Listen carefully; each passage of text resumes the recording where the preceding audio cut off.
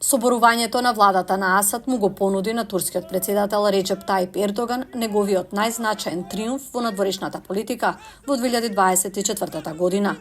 Анкара е силен поддржувач на сириските бунтовници, а аналитичарите велат дека заедно со другите односи што ги има, Турција може да се најде во важна позиција да и помогне на администрацијата на Трамп да ги постигне своите надворешно политички цели.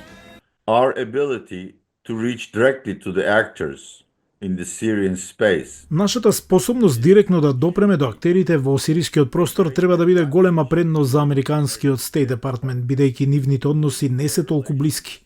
Исто така можеме да разговараме и со Украина и со Русија, доколку на Трамп му треба помош. Но соборувањето на Асад се заканува да ги зголеми тензиите меѓу Турција и Израел. Ердоган ги осуди неодамнешните израелски воздушни напади врз сириската воена инфраструктура и напредокот на израелската армија на сириска територија. Врските меѓу двајцата веќе беа затегнати поради поддршката на Анкара и незиното засолнување на лидерите на Хамас.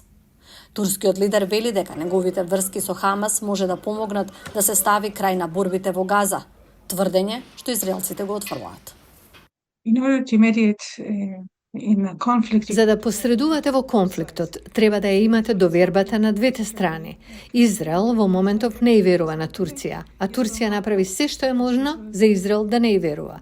Затоа што Турција сега работи за да го изолира Израел. Турција воведе целосна трговска забрана за Израел. Ердоган исто така се заложи за улога во ставање крај на руската војна во Украина. Во текот на 2024 година, Ердоган ги продлабочи врските со рускиот претседател Владимир Путин, додека одржуваше блиски односи со Украина. Дали Ердоган ќе може да го одржи овој баланс, ќе зависи од стратегијата што Трамп ќе ја користи при исполнување на своето ветување за ставање крај на војната во Украина. There is a scenario. Trump will really try to squeeze Постои Russia. сценарио каде Трамп навистина ќе се обиде да ја притисне Русија. Тензиите таму ќе се зголемуваат и во одреден момент од Ердоган ќе биде побарано да направи избор помеѓу Путин и Трамп.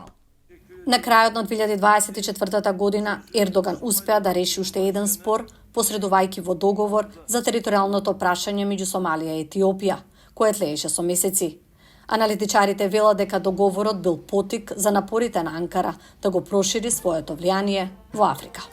Turkey already has very solid and strong relations. Турција веќе има многу цврсти и силни односи и со Сомалија и со Етиопија.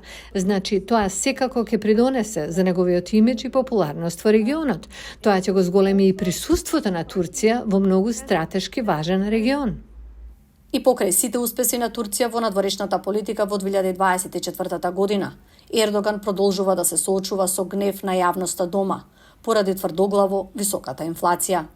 Гласачите го покажаа своето неодобрување со невидени порази на неговата партија во текот на годината, со што неговиот политички опстанок стана клучен предизвик во следната 2025 година. Milli iradenin sandığın tarafında yer aldı.